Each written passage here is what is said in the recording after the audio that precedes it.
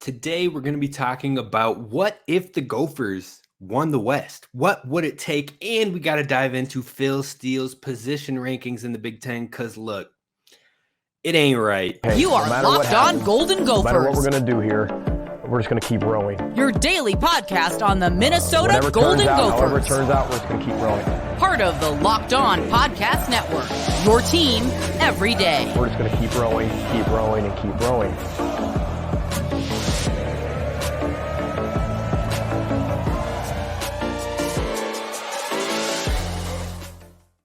You're listening to Locked On Golden Gophers, part of the Locked On Podcast Network, your team every day. My name's Kane Rob, host of the podcast, former collegiate football video coordinator and recruiting assistant, here to talk Golden Gophers with you. And it's almost that point where we're going to talk them every single day of the week. Now, right now, this week, we're Monday, Wednesday, Friday. Then starting next week, it is Monday through Friday, each and every day of the week. Gophers, Gophers, Gophers galore. Be sure to hit subscribe over on YouTube and follow wherever you get the podcast at Locked On Golden Gophers. Now today, we're talking about some fun things.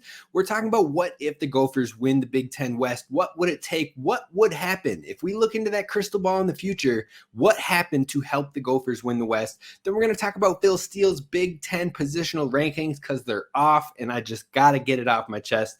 Finally, I need to send a message out there to not doubt Athan Kaliakmanis. We're jumping in today, so let's get right started with what if the Gophers win the Big Ten West. Now, a lot of folks will say it's impossible. A lot of folks will say, you know what, they haven't done it to this point, and now they don't have as many returners. They have a harder schedule. It won't happen.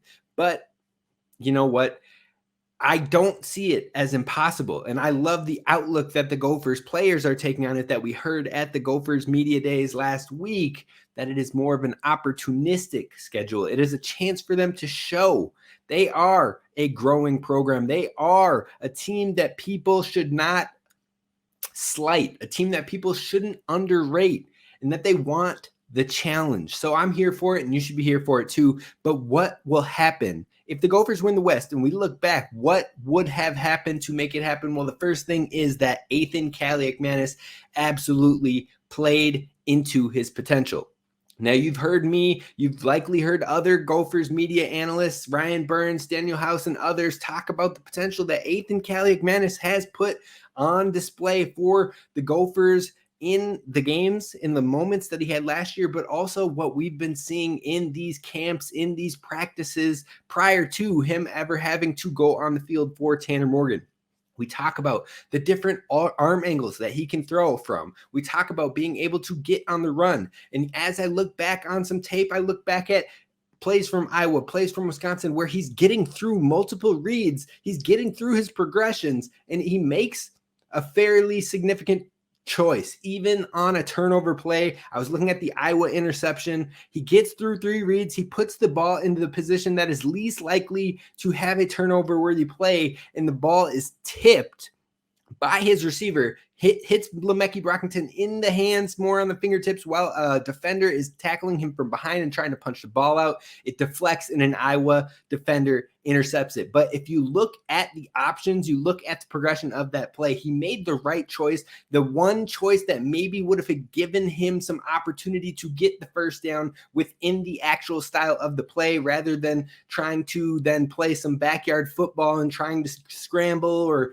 get some players moving with him and trying to find an opening. He took the opportunity that was there. It was present, but it was a smaller window. Now the deflection turned it into an interception, but it shows me his head is in the right space, and that with more experience, more time, and more trust, that is the biggest thing here. With more trust and more experience, he can be a top-notch quarterback for the Gophers. And I think if the Gophers win the West this year, it's because he played into that potential. Now, it's not just that, but it's also Minnesota wins the games that they are supposed to win.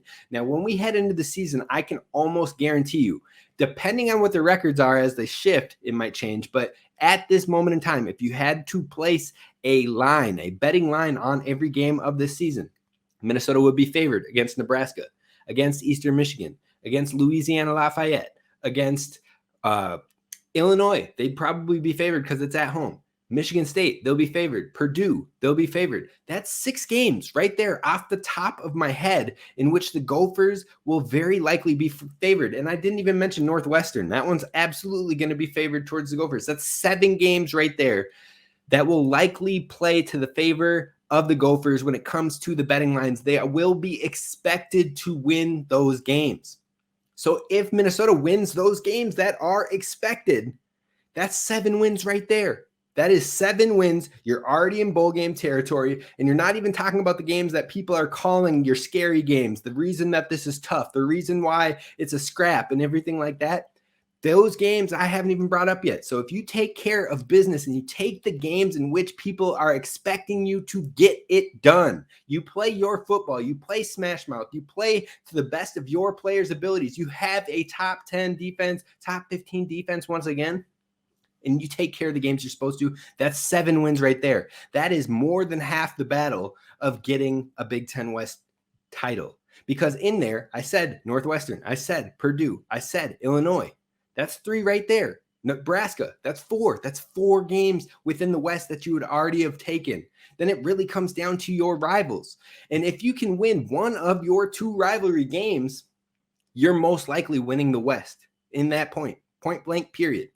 If you win 2 of the 5 challenging games and one of them are your rivals, whether it be you beat Iowa for the first time or you keep that axe home here in Minnesota once again, one of the rivalry games and one other game in the 5 challenging. When I say the 5 challenging, I mean Iowa, Wisconsin, Michigan, Ohio State, and North Carolina. Those 5 games, if you can take 2 of them and one of them are your rivals, either Iowa or Wisconsin, and you add that to the games you were supposed to win right there, that's 9 wins. I guarantee you, if that plays out, Minnesota has won the West.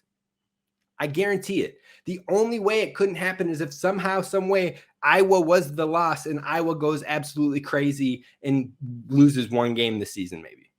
And I don't see that happening. Iowa will find a way to maybe not be as productive as what people want to give them on offense because they want to be stubborn with Brian Ferentz as their OC.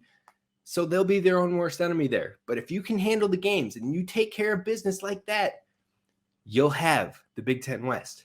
That is how it is a possibility. 2 of those 5 difficult games, win the games you're supposed to, and Athan plays into his potential. Now, if you want to mess around and win both rivalry games, you locked it up. You clearly locked it up because you won the division. You won all your West games. But it is a possibility. Now, the things that will help that possibility is that the defense will find its staple. That will be a big thing into winning the West because whether it be sacks, whether it be turnovers, whether it be more scoring, it means that the Gophers figured it out in this 2023 season and likely early on in the season prior to Game 5 where you're taking on a Michigan. That means probably you took down a North Carolina in the early season. If they can figure out what makes this defense special, that will go so far into helping the Gophers play to the high end of their potential on this schedule. So, you know what? The defense has to find its staple. Now, 2 years ago in 2021, it was the pass rush. It was Esezi Atomewu. It was Boye Mafe. It was different players, Jack Gibbons at times, getting in there and creating pressure and finishing on the pressure. That is the biggest part here. They were getting the sacks. They were getting the hits. They were getting the stuffs in the backfield. That's what made the 2021 defense elite. It was finding ways to complete pressures, complete sacks, and things like that. Plus, they were having success in the passing defense. Now, last year, it was a little bit different. They played with speed, closing speed. They'd let the little dump passes and stuff like that get completed, so the completion rate against the Gophers was higher, but they were swarming to the ball. They were getting 2-yard gains on plays that looked like 10-yard gains. They were flying all over the field on top of the secondary, creating more turnovers than they had seen in 2021. Those were the strengths. What will be the strengths this year for the Gophers? That will be figured out if the Gophers win the West. So those are kind of the things that you will start to see if the Gophers can actually do this thing. I hope that we will see that. I hope that it means the 9+ win streak continues for Coach Fleck in his time here with the Gophers. But speaking of figuring it out, when it comes to football coverage, Phil Steele is a legend when it comes to college football, having done magazines and breakdowns and whatnot of different teams and diving into the details on all teams in college football preview magazines of 29 volumes now. He votes on 20 collegiate football awards, including the Heisman, including All-Americans. And I have all the respect for him, no doubt. But we got to talk about this man's Big Ten position rankings because I've got a bone to pick. But before we do that, we got to talk about our friends over at FanDuel. That is right, folks. It is FanDuel.com, and it is the MLB season. So if you want to take a swing at some MLB bets, then now is the time to get over there and potentially 10 times your money in bonus bets up to $200. So that means if you throw down $20, then you will get up to $200 in bonus bets, win or lose. And I've told you once, I've told you many times, if it's free, it's me. And this is a chance at free 10 times your money. So you put down $20 in bets, you get $200 in bonus bets. That sounds like the winning recipe, in my opinion. All of that on an app that's safe, secure, and super easy to use. And those are the 3 S's when it comes to an app. If it's easy, if it's safe and secure, you've got nothing to worry about. There's no better place to bet MLB than FanDuel, America's #1 sports book. And it's time for the Twins to make a comeback here in Minnesota, right? They've been at the top of the division, but they've kind of been teetering on that 500. If you think they're going to make a claim for that division, now's the time to go place your bet. Sign up today at FanDuel.com/LockedOn to get up to $200 in bonus bets. That's FanDuel.com/LockedOn. Now, Gophers fans, thank you so much for listening to Locked On Golden Gophers, making us your first listen when it comes to Gophers daily sports. And you know what? It is almost that time to get back to the grind, the 5 days a week. So be sure to hit subscribe so you do not miss it. Dylan Laux and I are going to have that hockey show coming up here real soon. And you're not going to want to miss the breakdowns of all the position groups that we have. And we're going to do breakdowns on every single opponent on the Gophers football schedule coming up prior to fall camp getting kicked off. So you're going to want to hit subscribe and follow wherever you are. Leave a 5-star review if you could. It definitely helps others find the show. And I love that we are growing the Gophers community here at Locked On Golden Gophers. Now let's talk about Phil Steele and his rankings with the Big Ten positional rankings, because you know what? I've got a little problem with it. Now, it came across my feed on Twitter at first glance. I was like, dang, Phil Steele really knows what he's talking about with these rankings. But then I got to the defensive section.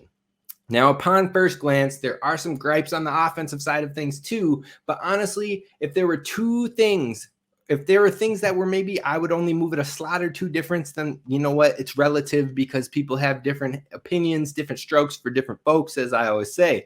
But when it comes to some of the offensive things, there were a couple that stood out to me. I'm going to throw the list on the screen right here for you so you can see it over on YouTube. But if you're taking a look and you look at the quarterback ranks, he's got Maryland ranked top in the Big Ten with quarterbacks, then Michigan, Wisconsin, Ohio State, Iowa, Nebraska, Penn State. Now, Minnesota doesn't even make the list because it's not in his top 70 or so schools in the nation when it comes to quarterback.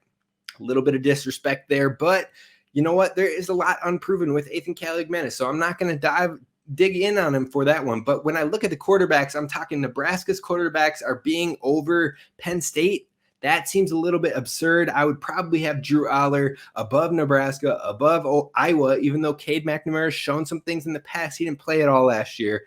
Drew Aller has shown little flashes, but he also has the high upside, and I think that it would make a lot more sense to have him more so above those 2 schools. So that was the first one, kind of had me shocked. Running backs, I tend to agree with him, actually, outside of Purdue being left off. I think just because Devin Mockabee isn't your high star-rated guy, he more than proved that he is a dominant running back last year in the Big Ten. And then receivers, I'm fine with this personally. I would have Illinois a little bit higher, having Isaiah Williams coming back. I like the new kid, freshman Elsley that they got in there. And they've got a couple different guys that get it done. They might not be flashy. They might not be stars in the conference, but they get it done. So looking at these offensive rankings, I was a little bit off. Now, I would have offensive line-wise, I'd have Minnesota over Nebraska and Michigan State. We've got more coming back for the most part, that more experience, but also guys who got honorable mentions or better in the rankings for the Big Ten awards last year, the teams and whatnot. But I don't want to gripe on all that because you know what? His list is reasonable when it's looking at the offensive side. There are a couple of things here or there that I wouldn't necessarily condone, but you know what? Like I said, different strokes for different folks. But we get to the defensive side of things. Man, like 1 or 2 slot difference for a couple teams isn't worth getting worked up about because it is relative, like I said. But like I said, when we flip to the defense, now I have an issue. So let me throw that back up on the screen for you real quick. We flip to the defensive side of things, and we are talking about the defensive line first. So in that defensive line here, I'm going to even throw myself on the screen for y'all. Defensive line, we've got Penn State rated as the top school, Ohio State as the next one, Iowa, Michigan, Illinois, Wisconsin, Michigan State, and then Rutgers. Again, Minnesota does not make the list. And you know what? That isn't my gripe with the defensive line position. In fact, I think that Minnesota can get into this type of list, and they should be on the list eventually, but I'm not going to make a claim for that because I think Coach Winston De La Tibadier is going to get this group right. But there is the real shame in all of this is Illinois, who may have one of the best front sevens in the entire nation, is being ranked at 13th in the nation for defensive line and 5th in the Big Ten. Now you're telling me Jerzon Newton, literally the best returning defensive lineman interior player in the entire country that had the most pressures last year, had some of the most sacks, I believe, last year. He's coming back. That alone should put this defensive line into the top 2 in the conference. But then you say you got Keith Randolph added to that, another top guy who is giving a deadly duo for the defensive line for Illinois. You have those two together. They should not only be a top 2 defensive line in the Big Ten, but they should be a top 5 defensive line in the nation. No exceptions, no ifs, no ands, no buts. That Illinois ranking is absolutely disrespectful. Then, actually, before I get to that, the funny thing is I think Michigan is probably the only other school maybe in that top 2-ish area that can give Illinois a run for their money in this year's defenses. And Michigan is 4th in the conference, in his opinion. So arguably, you have 2 of the best defensive lines in the entire conference as the 5th and 4th in the conference. That's just wrong, no matter how you try to cross your fingers and hope for the upside of an Ohio State that hasn't really had too many rock stars on that defensive line that put the fear into other players like Illinois has, like Michigan has with their returning guys. Penn State's got some young studs. I'm not even going to hate on Penn State, but the fact that you have Michigan and Illinois so low on defensive line is absolutely absurd. Now we're going to move over to the linebacker side of things. Now, nearly the entire conference is in front of Minnesota when it comes to his linebacker rankings. He has 12 of the 14 Big Ten schools ranked in the nation in that top 65 for linebackers, and Minnesota does not fall on that list. Minnesota, who constantly churns out linebackers into the NFL and things like that, but also production in the Big Ten, that's just downright disrespectful.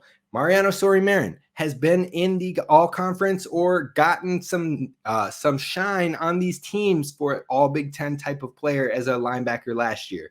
Before that, you're looking at guys like Blake Cashman. You're looking at guys like Jack Gibbons. You're looking at guys like Carter Coughlin. And you're telling me that Minnesota is going to be 13th or 14th in the conference when it comes to linebackers? That is just wrong. Cody Lindenberg might be the most talented linebacker that Coach Fleck has ever had. And you know what? I dove into Phil Steele's rankings. He's got Cody Lindenberg as the number 34 linebacker in the country. So if you've got them up that high, how do you not have them in here at all? I get that there's not a ton of experience in the room. I get that you don't know a lot about the younger guys, but to just absolutely put them down in the dumps because of that is a little bit wild for me. Now, you're talking about Cody Lindenberg, who was second on the team in tackles and only had 6 starts. His upside is insane. Then you talk about you have experience because you have Ryan Salig coming in as a transfer. On top of that, you've got the captain who was injured last year, but he pairs his experience with Lindenberg to show some more experience in that linebacker room if that's what you're going on. And then on top of that, you've got three young guys that bring a lot of promise in Devin Williams and his speed and his ability to get in as a blitzer, have some strengths in the pass coverage. But then on top of that, Maverick Baranowski is a dude. Joey Gerlach is a dude. And both of them are going to have tons of opportunities, young players who will continue to see time and help this room continue to produce for years to come. So the linebacker thing was a little bit disrespectful. Now, I'm not saying Minnesota needs to be first, or I'm not even saying that they have to be top 8. Now, the top 8, I haven't said it for those just listening on the audio side: Penn State, Michigan, Wisconsin, Ohio State, Michigan State, Maryland, Northwestern, and Iowa. Now, Iowa is 8th and Illinois is 9th. And again, I just think that's kind of wild because those two bring experience and they're constantly churning out top Big Ten producers at the position a lot, especially Iowa when it comes to historically. Now, like I said, Illinois, Iowa, too far down once again. Wisconsin has two nice starting inside linebackers and some depth behind them, but outside linebacker is a lot bigger of a question after Herbig is gone.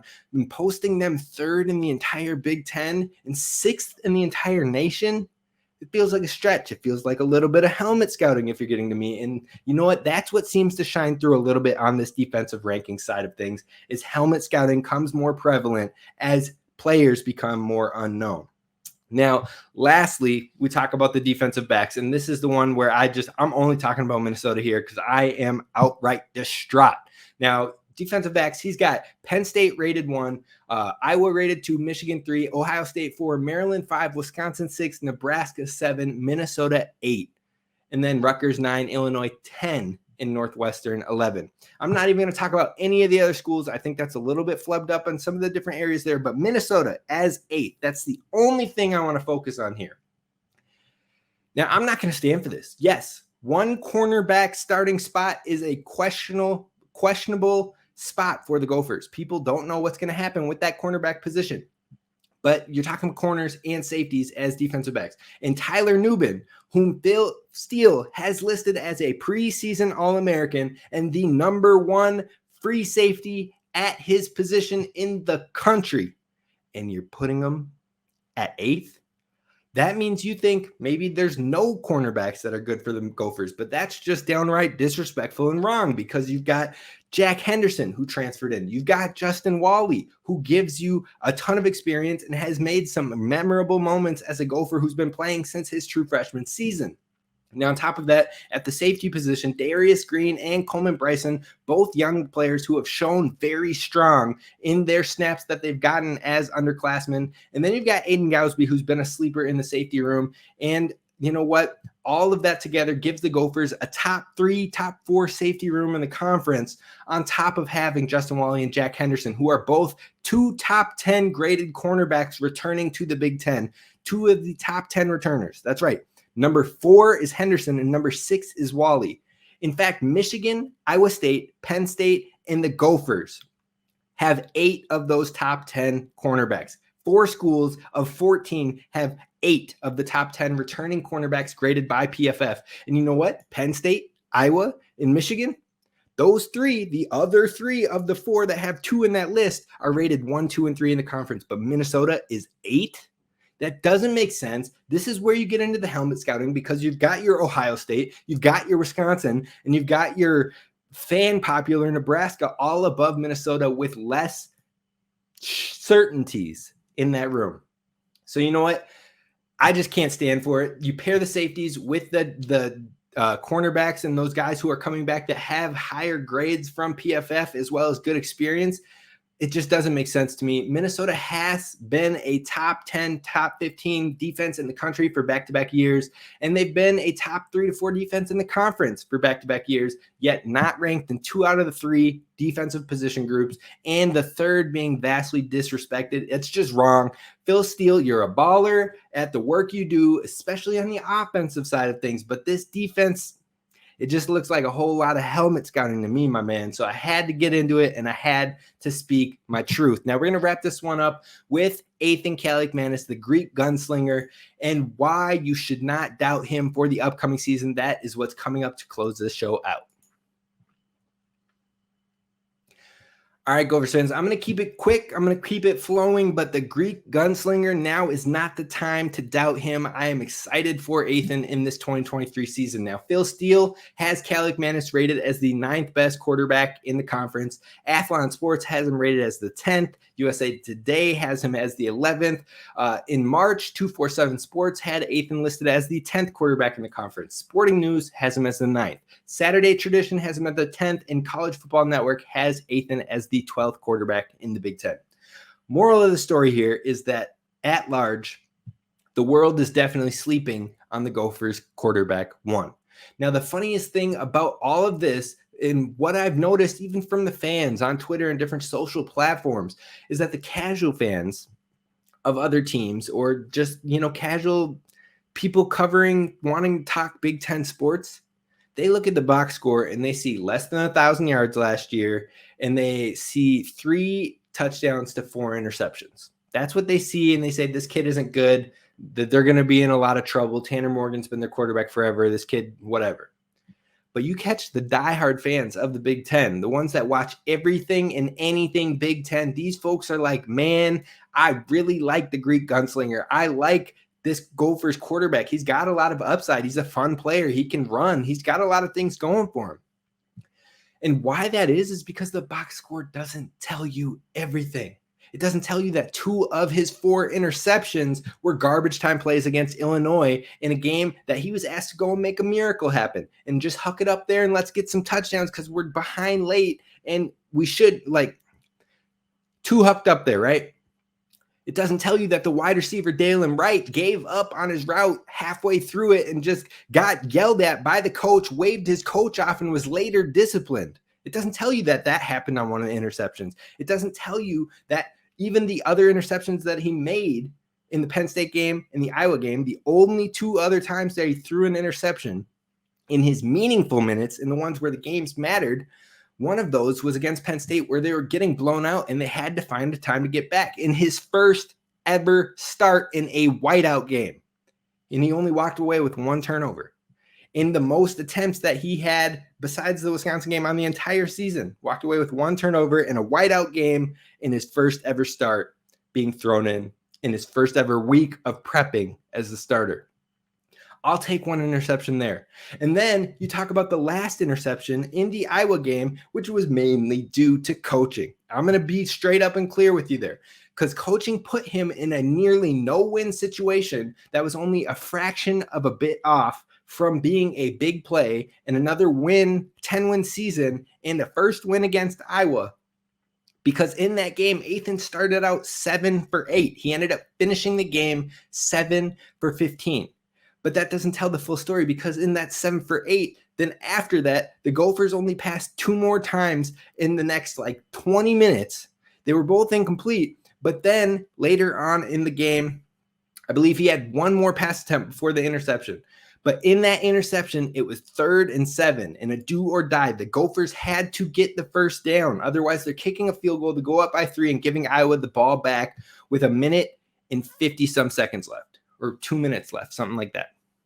And Athan, you see him get through his progressions. He can't go to Brevin, who's the first target in the read. He can't go to Michael Brown-Stevens, who is the next player in the progression. He looks to Lemeki Brockington in the 3rd. He has 1 guy on his backside. He knows he can squeeze it into the window. He takes the shot, throws the ball, slant route to Lemeki Brockington. It hits him in the hands while a defender is coming from behind and tries to punch it out. It bounces off his hands into the linebacker who's coming over to help give assistance, who then catches the ball for an interception. After not throwing the ball, or throwing the ball 2 times in nearly 20 minutes of play, 20 minutes of play, gameplay, not 20 minutes of time. This is in the cold, in the freezing, and your hands are going numb. The fans are cold out there, and you don't let this kid throw the ball after starting 7 and 8, and you don't let him throw a pass attempt or only 2 pass attempts in 20-plus minutes of gameplay. What do you expect in a 3rd and 7, a passing situation where you have to throw the ball? and he still almost made the play. If not for bouncing off his receiver's hands and being deflected into the defender. See, that doesn't tell you the whole story. It doesn't tell you everything. In fact, it's not really allowing the new young quarterback. It doesn't tell you that they didn't let him throw the ball and they didn't let him fire it around out there. In fact, they were trying to make the transition easier, less mistakes, less issues for a young quarterback to make. Only 2 games on the entire season was Athan allowed to throw the ball more than 20 times. One was a blowout loss to Penn State where they still only gave him 22 pass attempts, and the other was where they game planned for Athan to throw the ball and be the guy and use his skill sets. And he went out there and he threw for over 300 yards and got the axe back in Minnesota once again. Quick reads, full progressions, great placement, good decision-making. We saw it all in the Wisconsin game and in the beginning of the bowl game before the injury. Now, the truth is I fully expect Athan to outperform the low expectations by the others of the 10th through 12th best quarterback in the Big Ten. In fact, I think he'll be better than the 9th best quarterback in the Big Ten. If you caught my Top 10 Tuesdays show on Big Ten quarterbacks, I'm on the higher side for him. I put him at 6th, quarterback 6. I have him in the same tier as a Cade McNamara, as a Jeff Sims. I only have J.J. McCarthy, Talia Tagovailoa, Drew Aller, Tanner Mordecai, and whoever plays Ohio State quarterback ahead of him right now. And that isn't because I don't think Athan can hack it with those guys. It's allowing me this year and him to have growth and experience and get more of the situational football under his belt. Because if Kaliakmanis takes the experience and the leap I believe he can, that man is going to be a problem for the Big Ten Conference. The ceiling is high, and I am excited for what we will see from him this year. That's going to do it for us here at Locked On Golden Gophers. I appreciate you for listening. Be sure to hit subscribe. Leave a thumbs up if you like the video. Drop some comments down below on your thoughts. I will see you later this week where we're going to talk some more Gophers football. Row the boat, Scotty Mott. Go Gophers as always, and don't forget to subscribe.